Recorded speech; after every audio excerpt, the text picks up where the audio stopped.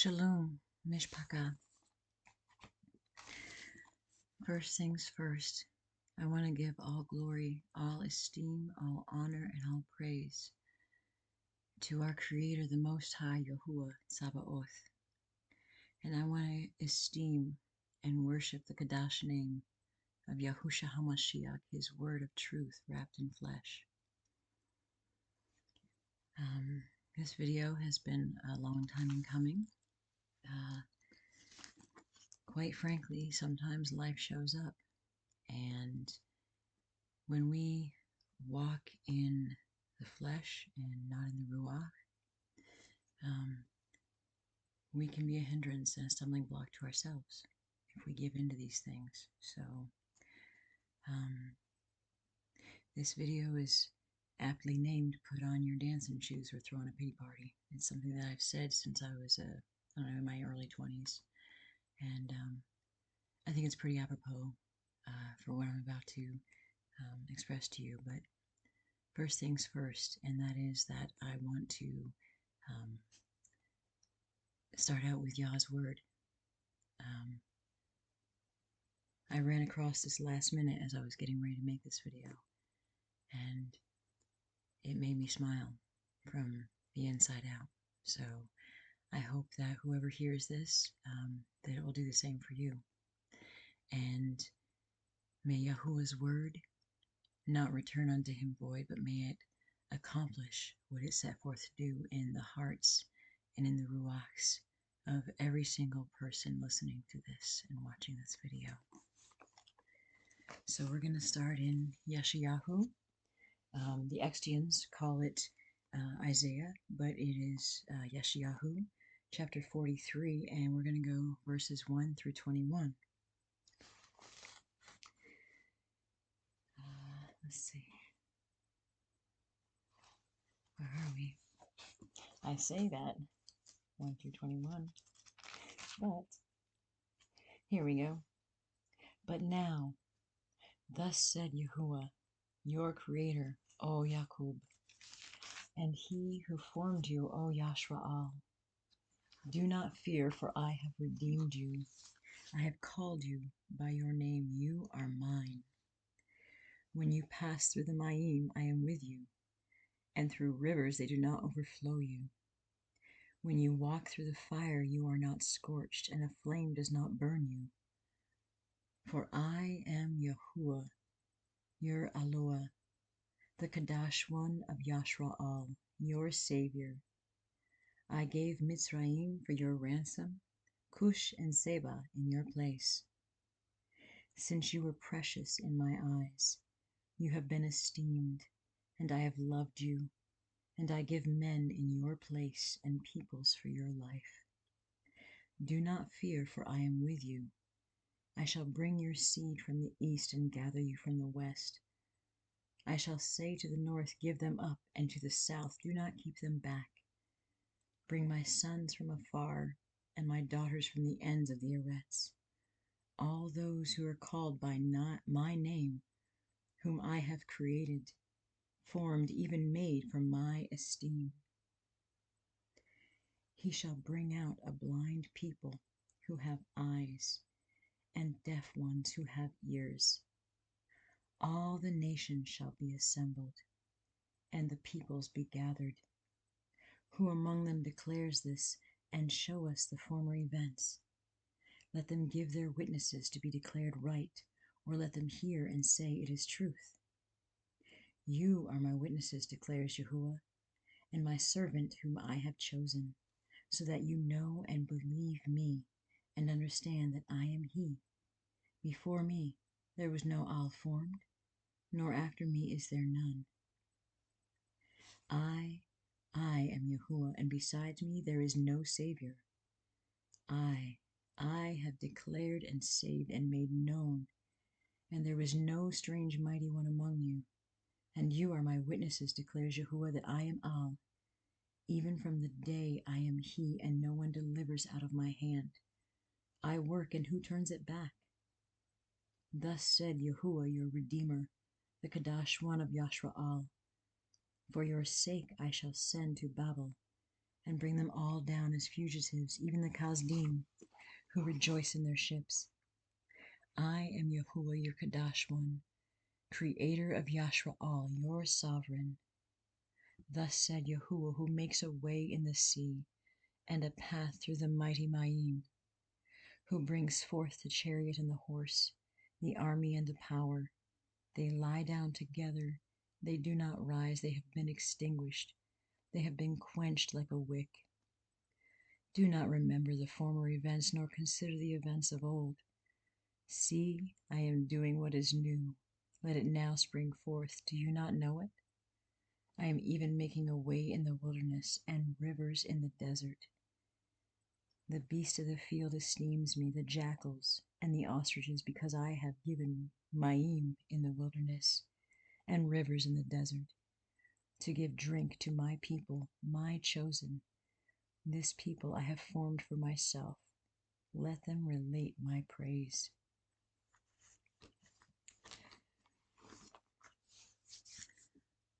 Our Alua loves us. Yahuwah loves us.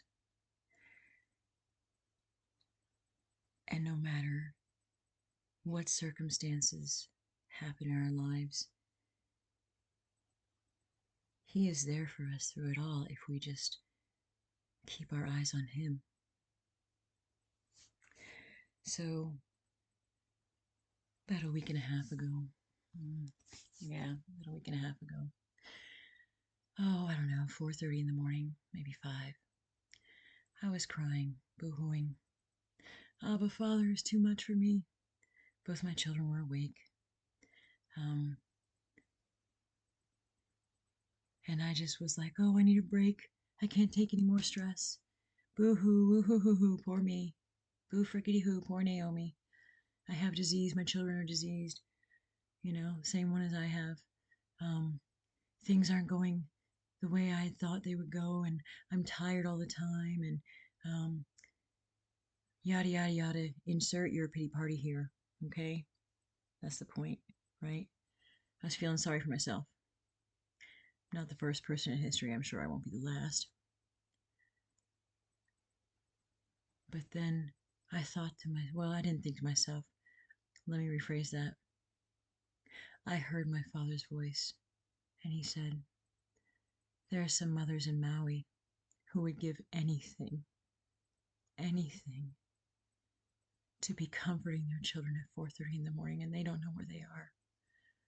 How about there are some mothers worldwide who don't know where their babies are right now, have no clue, and would give anything to be dealing with a temper tantrum right now.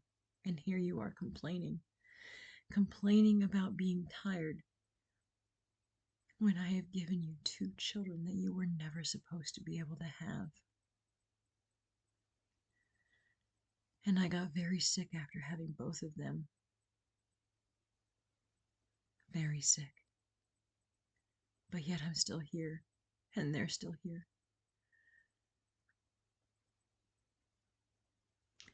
Somebody close to me recently said that their life didn't look the way that they had planned it, and that things just weren't, working out how they had pictured.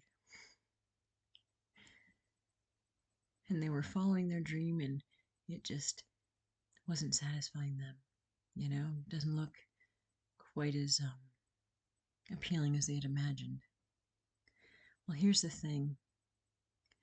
We are living in Babylon. We're born into Babylon. And we're told from the time we're little, you're special. You need to follow your dreams. And you should be living your best life right now, Joel Osteen. Right? God wants you to be prosperous. And we mistake physical wealth, monetary wealth, success with the Baruch and the favor of Yahuwah, when nothing could be further from the truth. And how about even more than that? We weren't put here to please ourselves or to follow our own dreams. We were put here to serve Yahuwah. We're put here for His esteem and His pleasure, not for our own. And that was humbling when the Father reminded me of all those women, all those mothers out there who are begging to know where their babies are, even if their babies are dead, just to have a body to bury. And here I was complaining that I was tired and overwhelmed. Instead of asking Him for more strength, I was boo-hooing and feeling sorry for myself. Some close people, more than one in my life, have compared the things that I am experiencing, specifically over the last several years, to that of Ayub. The Christians, the ex-Christians, call him Job. And in no way do I feel like I am righteous. But in many ways, the Father has seen fit to allow me to go through many trials throughout my life. Things that, if I didn't experience them myself, I wouldn't believe a word I said, quite frankly. But all that for His esteem. So I got to, thinking about Ayub, and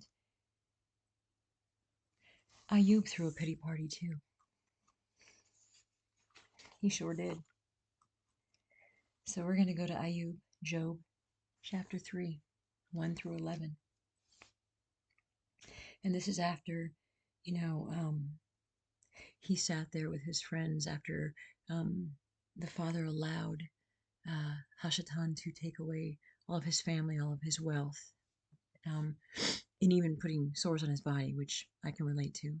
I have a disease that causes lesions on my body that have been there for years. And some days are overwhelming. Some days I forget that I shouldn't be here anyway, but I still am. And anyway, I'm going to go right back to scripture and read before I get off on a tangent, So Ayub chapter 3, 1 through 11.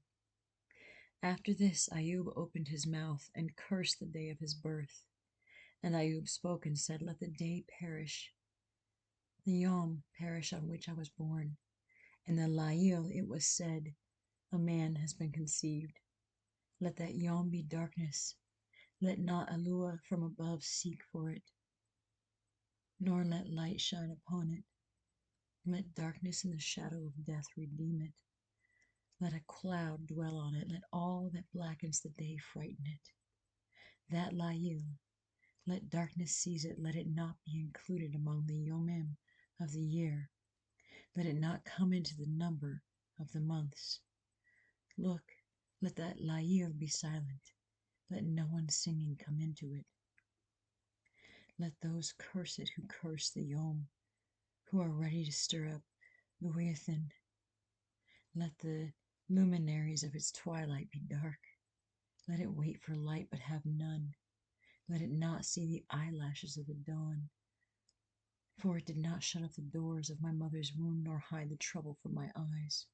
Why did I not die from the womb, come forth from the belly and expire?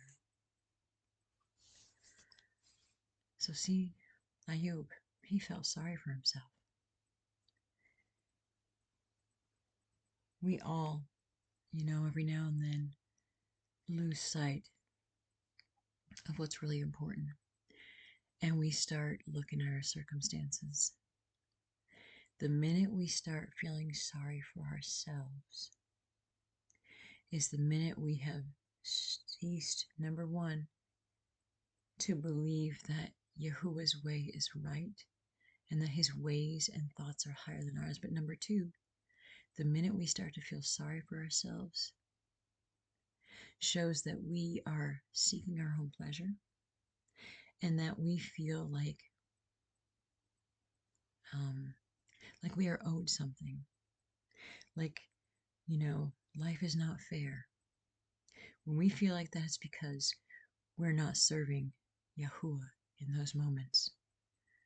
We're not seeing that we're here for His pleasure and His esteem.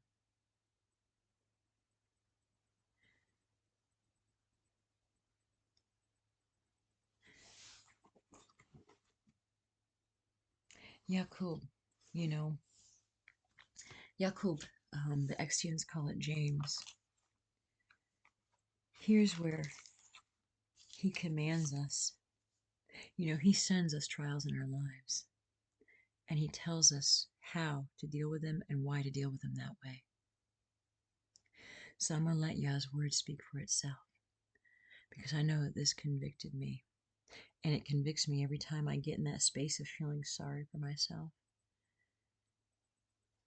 Yahuwah reminds me of these verses in Yaqub.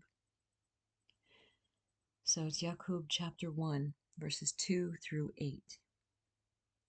My brothers, count it all joy when you fall into various trials, knowing that the proving of your belief works endurance.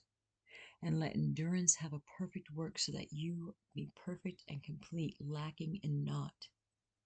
If any of you lacks wisdom, let him ask from Elohim, who gives to all generously and without reproach, and it shall be given to him. But he should ask in belief, not doubting, for he who doubts is like a wave of the sea, driven and tossed by the wind. For that man should not think that he shall receive whatever from the master. He is a double-minded man, unstable in all his ways. So, count it all joy. See, if we weren't called by his name, and we weren't sons and daughters of the Most High, he wouldn't bother to work endurance in us. He wouldn't bother to work patience. To become patient, to become meek, to grow any sorts of fruit of the Ruach, you have to go through some things that will produce that fruit. You can't have patience without going through experiences that will require patience. You can't be someone who can endure. And how dare we think that we can endure the last days that are upon us and the things that are about to come upon our Eretz, if we have not learned how to endure some things first. I don't like to reference music or things of the world, because I asked the Father a few years ago to help me fall out of love with the world and the things of it. That being said, occasionally he'll use remembrances of songs or movies or music videos to bring a point home to me, because I have a brain that remembers a lot of things vividly, visually. I have what's called eidetic memory, and a little bit of ADHD thrown in there, so my brain doesn't stop. Anyway,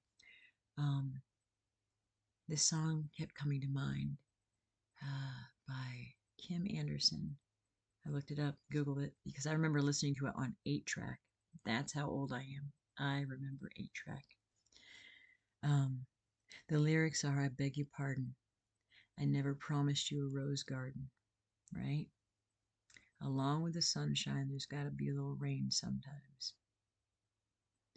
And while this has nothing to do with a romantic relationship per se, this has to do with growing fruit in our lives. Yahusha told us that the way would be hard, that we would suffer. Just the fact that Yah's word says in Yaqub to count it all joy when we fall into various trials, not if we fall into various trials, but when we fall into various trials. So when implies that we're going to go through some stuff. And the thing about gardening, and this is a shout out to Kitty Cat, because I know you love gardening, and anybody who gardens can relate that, you got to get your hands dirty, right? Seeds got to be planted in dirt. And then what comes next? Fertilizer. So in other words, you got to get dirty and go through some crap to produce good fruit, right? It's not just, oh, I'm saved by GRACE and now all this prosperity is going to come to me and everything's going to be wonderful. No, that's not how he works at all. He wouldn't tell us to endure right? He who shall have endured to the end shall be saved. Well, that implies we're going to go through some stuff, doesn't it? That implies that everything's not going to be roses and cherries and whipped cream. I couldn't think of anything else, but you know what I mean. It's not going to be pleasant. It's going to be hard. We're going to suffer. We're going to suffer. But if it were not for that suffering, we wouldn't be able to endure, and we wouldn't grow patience. And frankly, I can say this from my own perspective in my own life. If I hadn't endured the things that I endured up until this point, I wouldn't be able to appreciate the many gifts that the Father has given me, including my children.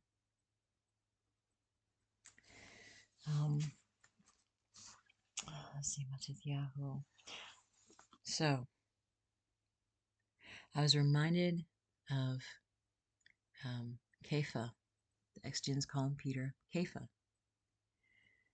See, we get to feeling sorry for ourselves when we start looking around at our circumstances and we take our eyes off of Him, right?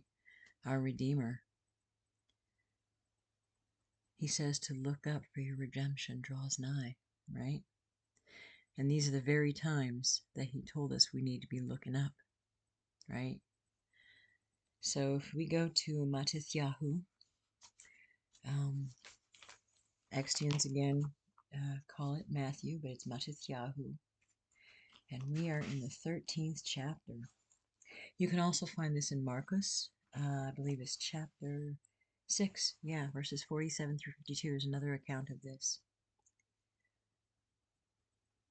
See, Kepha took his eyes off of Yahusha, and that's when he sank. So, we're in Matityahu 13, verse 24. But the boat was now in the middle of the sea, agitated by the waves, for the wind was against it. There are times in our life when the sea's roaring around us, right? And the very wind is against us, right? Meaning that there are things coming at us left, right, center, up, down, every which way, right? We're being tossed to and fro by the chaos. And the Father allows every bit of that to happen. You know why? Because He wants us to look to Him, to keep our eyes on Him. And He knows that that's how fruit grows in us.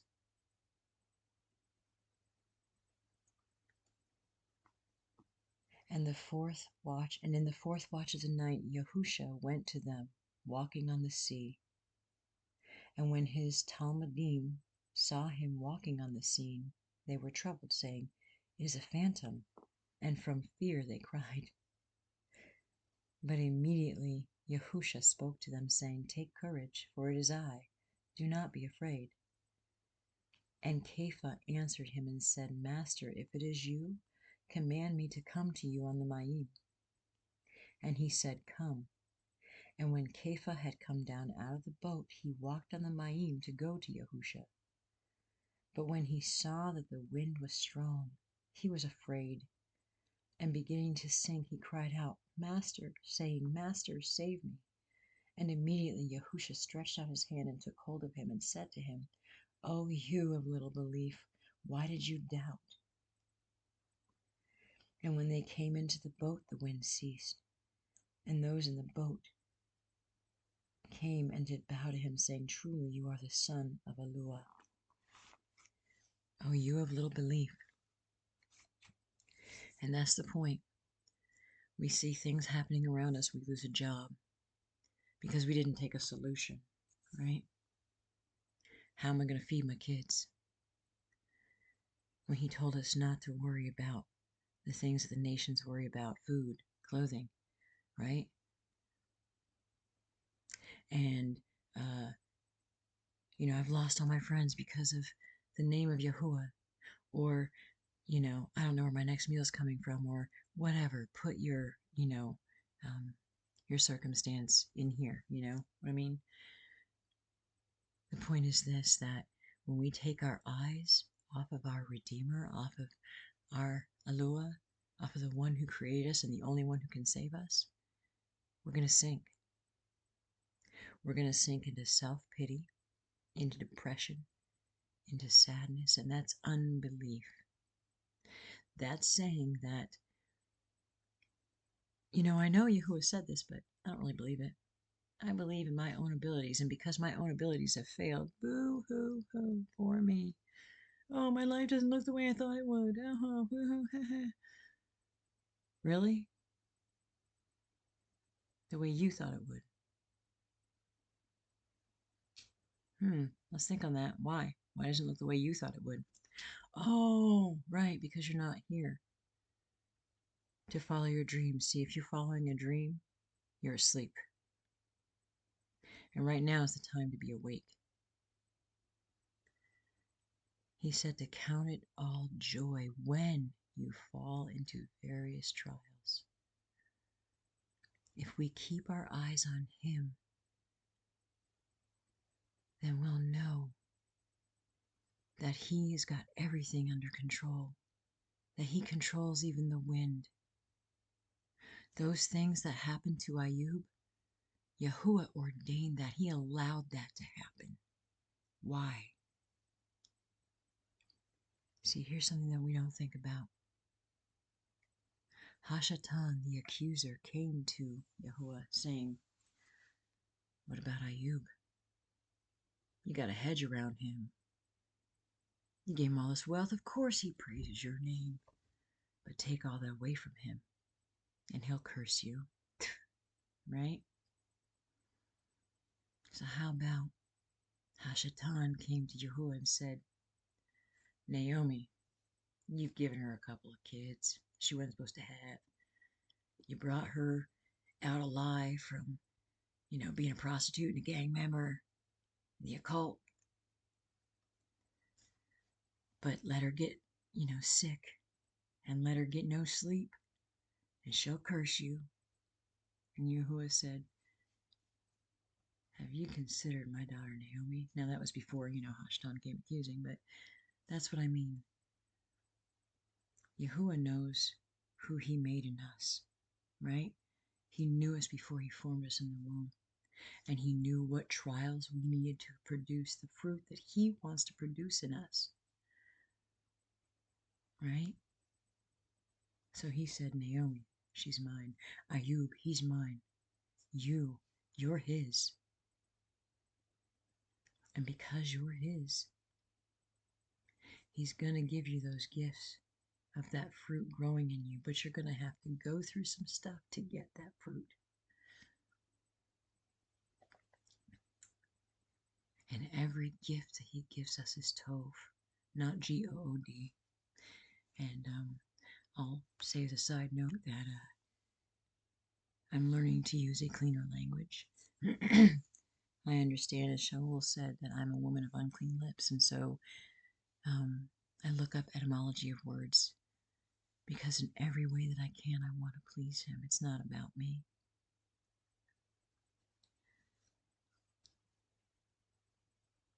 But when you go through those trials, think about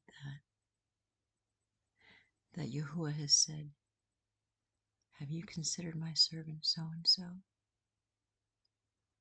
Right? And then think about the fact that He loves us enough to take the time and attention to put trials in our life to produce fruit in us. Because He paid a heavy price for us. That's love. That's love, to not just give everything to us on a silver platter. Because if He did that, we wouldn't feel like we had a need for Him, and there would be no relationship there. But because we go through those trials, and we have to go through some stuff to build that fruit, if we're smart and we truly love Him, we'll reach out to Him, and we'll keep our eyes on Him, and we'll commune with Him and build that relationship and grow that fruit. not let ourselves get overwhelmed by the crap, fertilizer, and the dirt around us, but allow it to produce that fruit in us that will enable us to be used by Yahuwah for his esteem and his glory. You see, when we get to looking at our circumstances and we start feeling sorry for ourselves, then we get off track and we're not usable. And there are many places in Matatyahu and I want to say in Luke, but I could be wrong, so let me just stick with Matatyahu, where he says that branches that don't produce fruit will be cut off and thrown into the fire. I don't want to be cut off and thrown into the fire. Do you? So if I have to go through some stuff to produce that fruit, Toda Rabba Yahuwah for loving me enough to produce, or rather to bring trials into my life that require me to endure and to learn patience and to learn meekness and humility. I'm going to go back to Ayub, because just as the Father puts us on Front Street, we're not alone in that. He put Ayub on Front Street. That's a saying, by the way, I learned in Philly. Put somebody on Front Street. And I think that that phrase speaks for itself. So we're going to go to Ayub, or Job, Ayub, chapter 38, verses 1 through 18. This is after Ayub's little pity party, a little while after his pity party. And then Yahuwah answered Ayub out of the whirlwind and said, "Who is this who darkens counsel by words without knowledge? Now gird up your loins like a man, and I ask you, and you answer me. Where were you when I laid the foundations of the Eretz? Declare, if you have understanding. Who set its measurements, if you know? Or who stretched the line upon it? Upon what were its foundations sunk, or who laid its cornerstone? When the morning luminaries sang together, and all the sons of Alua shouted for joy? Or who enclosed the sea with doors, when it burst forth and came from the womb? And when I made the clouds its garment, and thick darkness its swaddling band, and assigned for it my law, and set bars and doors, and said, This far you have come, but no farther, and here your proud waves stop. Have you ever commanded the morning, and caused the dawn to know its place, to take hold of the corners of the Eretz, and the wrong be shaken out of it? It is changed like clay under a seal, and they stand out like a garment. And their light is withheld from the wrong, and the arm lifted up is broken. Have you come to the sources of the sea? Or have you walked about in the recesses of the deep? Were the gates of death revealed to you? Or have you seen the gates of the shadow of death? Have you understood the breath of the Eretz? Declare it if you know it all. Now Yahuwah goes on to tell Ayub about himself for, oh gosh, well, all the way up to chapter 41. So Ayub really puts, or Yahuwah really put Ayub to the, well, he just put him out there, didn't he? He put him around Front Street and told him about himself like he needed to be. And that's the thing. If he calls us his own, he reproves us. And be thankful and grateful for that reproof. Because if he didn't, then that means that we're not his. He reproves those he loves, right?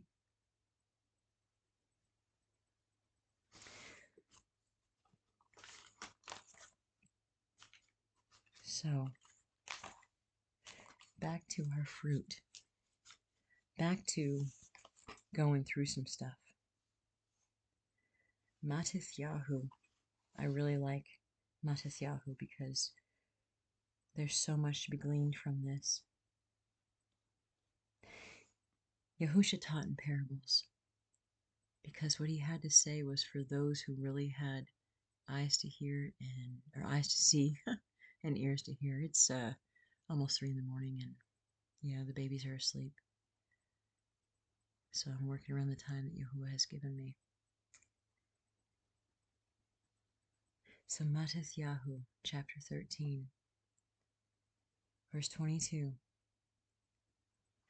And this was from the parable of the sower. And this has to do with seed and the different ground that it falls upon. And in particular, and that sown among the thorns. See, there was some seed sown in soil, and thorns and weeds came up and choked the seed, and it didn't grow, right? Didn't bear fruit.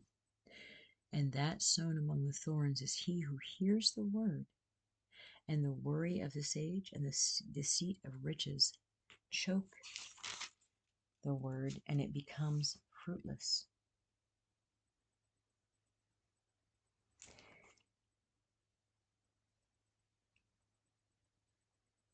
And that's the point, because he says over and over again that those who don't bear fruit will be cut off, right? And then down in Matithyahu 22, 31 and 32, or 13, 31 and 32, another parable he put before them, saying, the rain of the heavens, the Shamayim, is like a mustard seed, which a man took and sowed in his field, which indeed is less than all the seeds, but when it is grown, it is greater than the plants and becomes a tree, so that the birds of the Shamayim come and dwell in its branches. So I always heard, growing up, yeah, faith is mustard seed, but it's not that. We're that mustard seed. We're nothing really, you know what I mean? He takes the lowly of the world, and he puts us in some dirt and some crap. And if we allow that dirt and crap to do its work, while keeping our eyes on him, we'll grow up to be a tree and be used by him. Be used by him. And that's the point, is that we need to be a branch that bears fruit, good fruit, good fruit. And what is good fruit? Patience, endurance, meekness, humility, love. How can we learn to love if we don't go through trials that make us have to increase that love, that make us, that give us a chance for that love to grow in us? Having children is a trial. It's a Baruch, but there are times when it is a trial. But it has taught me to be patient, and it has taught me that I thought I knew what love was before. Now I know what love is. And so just like any parent, the Father will discipline us and correct us, but then he will give us tov gifts.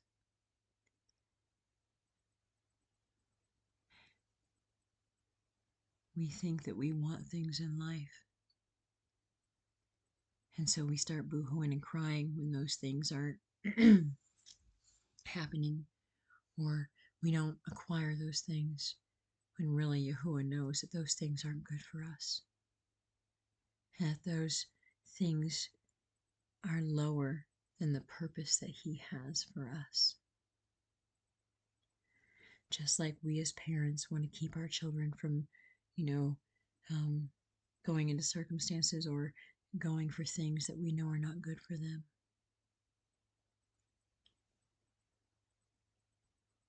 So these trials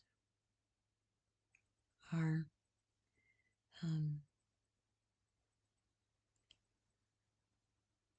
they're gifts. We just need to see them as such. Because again, I'll repeat myself again. How are we going to grow fruit if we don't get dirty and go through some crap? For real.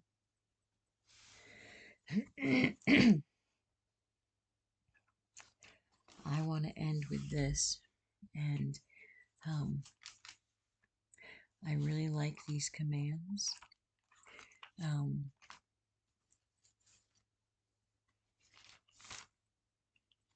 Because, you know, he said, Yahusha said, if you love me, you'll obey my commands. And that's, you know, that's the Torah, because he wrote the Torah, but it's also commands that he gave us throughout Scripture. It's filled with commands and right rulings. Right rulings aren't just in the so-called Old Testament, they're in the so-called New Testament, the Nazarene writings. So in Taslonikim Aleph, that is 1 Thessalonians chapter 5, we're in verse 18, and it's verses 18 through 24. I'm going to leave y'all with this. And actually, no, I'm going to start in verse, I'm going to start in verse 11, because I think it's important to read all of this. Yeah. So we're going to start in Taslonikim Aleph. That's 1 Thessalonians chapter 5, verse 11 through, what did I say? 24. Okay? Therefore, encourage one another and build up one another as indeed you do. But brothers, we beg you to know those who labor among you and are over you in the Master and admonish you, and to hold them in the highest regard in love because of their work. Be at shalom among yourselves. And we appeal to you, brothers, warn those who are disorderly, encourage the faint-hearted, uphold the weak, be patient with all. See that no one renders evil for evil to anyone, but always pursue what is good, both for yourselves and for all. Rejoice always. Palal, pray. Palal, without ceasing. In all circumstances, give thanks, for this is the desire of Alua in Mashiach Yahusha for you. That's his desire for us. His desire to, in all circumstances, say, Toda Rabba Yahuwah. Toda, thank you. Because in those circumstances, he's doing something for our tovness. He's doing something to build us up in him and to be used for his purposes. In all circumstances, give thanks, for this is the desire of Alua and Mashiach Yahusha for you. Do not quench the Ruach. Do not despise prophecies. Prove them all. Hold fast what is Tov. Keep back from every form of wickedness. And the Alua of Shalom himself set you completely apart, and your entire Ruach and being and body be preserved blameless at the coming of our Master Yahusha Mashiach. He who calls you is trustworthy, who also shall do it.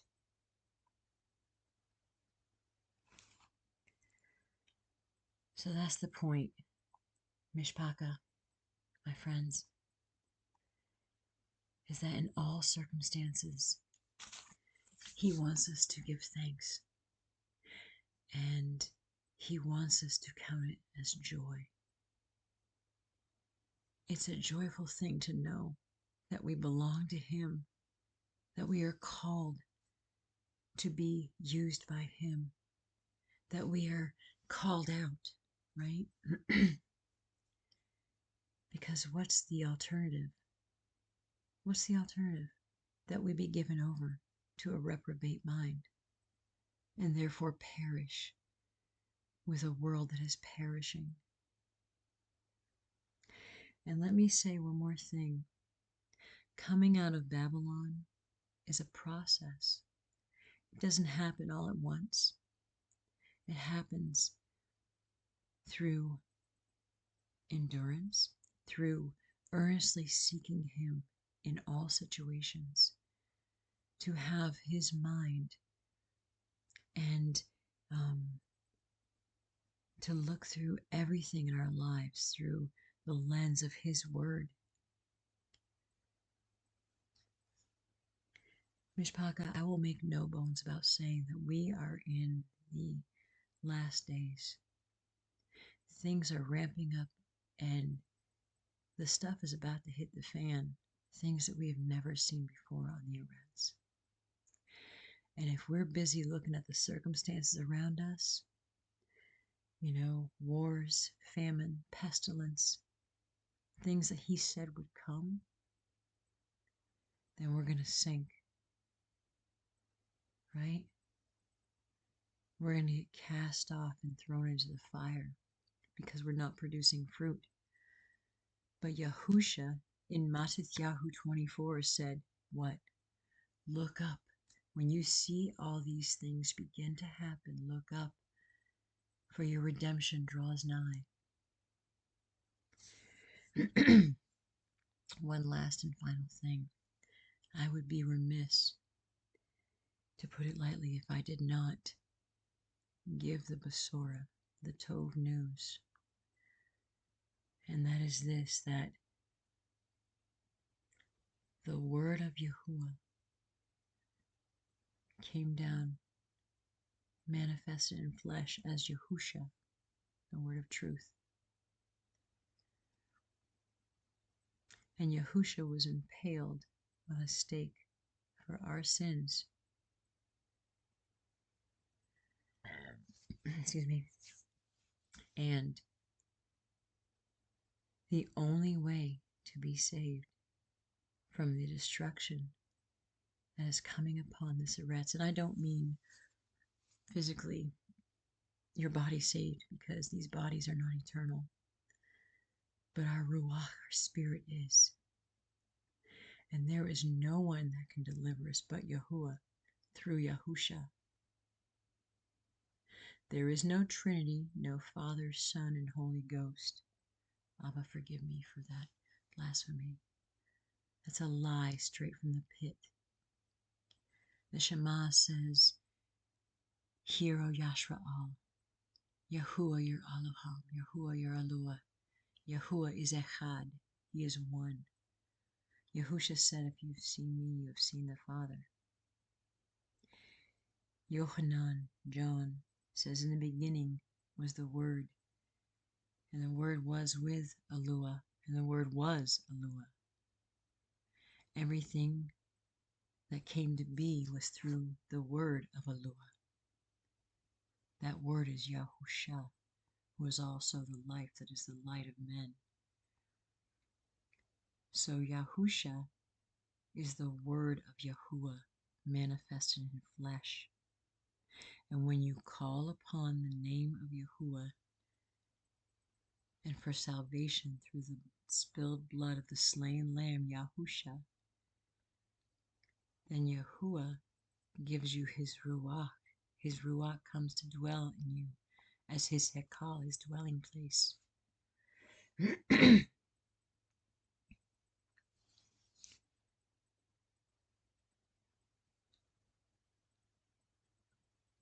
That is the best I can say. That if you call upon the name of Yahusha and you repent before the Father of Yahuwah and you're baptized in living waters in those names, then He will impart to you, He will dwell within you. Yahusha said, because this is a side thing, but it's a necessary part of the Besorah, the Tov news, and that is that how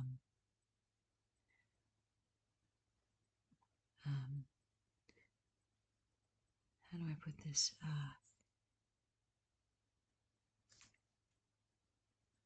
Yahusha said, as a former Extian, I believe that you said this little prayer and you were saved, and hey, the law don't apply to me anymore. The law is the 10 Commandments, right? The commands that were written by the finger of Alua, of Yahuwah, right? Yahuwah's finger wrote those 10 commands. And if Yahusha was the Word, in the beginning was the Word, and the Word was with Alua, and the Word was Alua, right? So that means that those are Yahusha's commands. Okay? He said, I didn't come to destroy the Torah, the 10 commands, but to fulfill. And that not one yod or one tittle, one little word, one little stroke of a pen would be changed, would be removed until all be accomplished, and all has not been accomplished. We have yet to reach the end. Therefore, the law remains. The only thing that Yahusha did, the only thing that he changed, was our need to bring lambs to a slaughtering place, because he was that lamb that was slain once and for all. But he still expects us to walk in those commands. And what are those commands? Right? Which one of those doesn't apply to us? Is it okay to steal? Is it okay to lie? Is it okay to bring his name to nothingness? See, I was taught not to take his name in vain, meaning don't use it as a curse word, right? But no, that's not what it says. It says don't bring his name to nothingness. Well, how do we do that? By calling him things like G-O-D and L-O-R-D. His name is Yahuwah. I am that which I am. And his word, through which everything was created and for which everything was created, came down and wrapped in flesh. He came down in flesh and pitched his tent among us. He dwelt with us as the word of truth, Yahusha. I am your deliverer. See, he was saying who he was, right? He said, if you've seen me, you've seen the Father. So, we walk in those commands because they all apply to us. That didn't stop. Didn't stop being not okay to lie or to steal or to covet your neighbor's anything, right? To murder. Are any of those okay? No. When did that stop? Never. It hasn't stopped. Right? So the law still applies to us. Here's what people don't understand. They talk about the law and they think it's this heavy 600 and some odd, whatever, commands thing, right? But no, it's these 10 commands that we are to walk in that teach us how to love Yahuwah, our Alua, and how to love each other. That's what the Torah is. It's not this burdensome thing that is impossible for us to do. I was taught it's impossible for you to fulfill the law. It's impossible for you to walk in the commands. The J-Man did it for you, right? And now all you have to do is say that prayer and you're good. You're saved by Grace. No, you're not. That's why he says those who shall have endured to the end shall be saved. Endurance denotes work. There's some work to be done. Those commands are things that we have to walk in. And then we don't deny his name. That name was removed on purpose to keep us in the dark. His name is Yahuwah. I am that which I am. And he came down, his word came down in flesh as Yahusha. I am your deliverer. And if you call upon those names and you are baptized in those names, then he will come to dwell in you, impart his Ruach HaKodesh, spirit of separateness, called out spirit, Ruach HaKodesh, will come to dwell in you. And that's how you get through those trials. That's how you count it all joy when you're walking in that Ruach, when you're putting your flesh, right? You're impaling that flesh every day. You're saying, I'm not going to give in to you, flesh. I'm going to walk in the Ruach. It's going to be hard to get my butt out of bed. My legs hurt, right? I'm tired. But you know what? There's work for me to do. It's not about me. This is a momentary light affliction compared to an eternal weight in glory, right? That's what it's about. It's about not getting caught in these circumstances and not getting so lost in feeling sorry for ourselves that we forget that there are people who have never even heard his name. And there are people who are still caught in Babylon who need to hear the truth. And then the choice is theirs. I go back to Yehezkel 33, Ezekiel Yehezkel 33. If I don't blow that shofar and warn people the Yom of Yahuwah is drawing near. The Extians call it the day of the Lord. It is the Yom of Yahuwah. It's drawing near. Everything that he said in his word that would happen is happening around us, Mishpaka. It's happening around us, friends. And the only salvation we have is entering into that narrow gate, who is Yahusha, and walking on that narrow way. It's hard. The path is hard. And he told us that we would suffer for his name. But he said to take comfort, to know that if the world hates us, they hated him first. The world hates the truth. They love their sin. And it's hard to not do and say the things that we're used to doing and saying. To saying to ourselves and our family and our friends, I'm not going to celebrate those pagan feasts anymore. I'm not going to use those blasphemous terms for, the calendar. And I'm not going to, call him G-O-D or L-O-R-D. I'm not going to step my foot in a C-H-U-R-C-H. Because I'm not supposed to be in that building with that phallic symbol and that sun worship symbol on top. Right? I'm not going to believe what that television is telling me. No, because Yah's word says this and this and this and this. That's not easy. It's hard. And you're going to go through some stuff. But if you keep your eyes on him, where your redemption comes from, then you won't sink, right? He said that you won't sink in that water, that if you go through the water, right, that the river would not overtake you, that if you walk through the fire, you would not be scorched.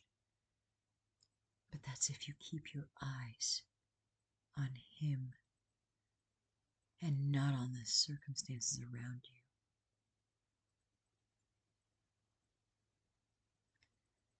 Well, I believe I've gone on for long enough. I definitely need some rest, because the reality is I have two babies who need mommy, right? And I have a body that needs rest, but, you know, no matter how tired I get, and no matter how hard things are, they could always be worse. I could still be in darkness and thinking I was set. And then, Yah forbid, here, depart from me, I never knew you, you who work lawlessness. Now, I can't say that I won't hear that yet, because Yah's word says to pray that you be counted worthy. Right? Pray. But it also says to pray without ceasing. Keep that communication open with the Most High. Talk to Him constantly. Pursue those things that are right. It's not going to be easy, Mishpaka. It's going to be hard. People are going to look at you like you're nuts. You're crazy. You're going to be told you're crazy. You're going to be called everything under the sun by people that you wouldn't expect it to come from. But count it all joy, because those things are building endurance and patience in you. And they're making you stronger each time you say no to that flesh and you say yes to the Ruach HaKodesh in you. Then that fruit grows better and bigger and more plentiful.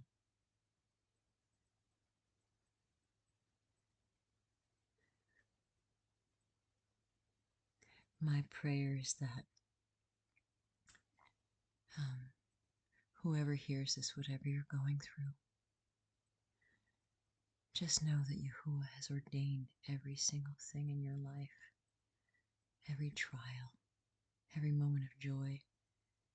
He keeps your tears in a bottle, right? And if you're His chosen, then know that He hears your cries, every single one of them. He'll never leave you.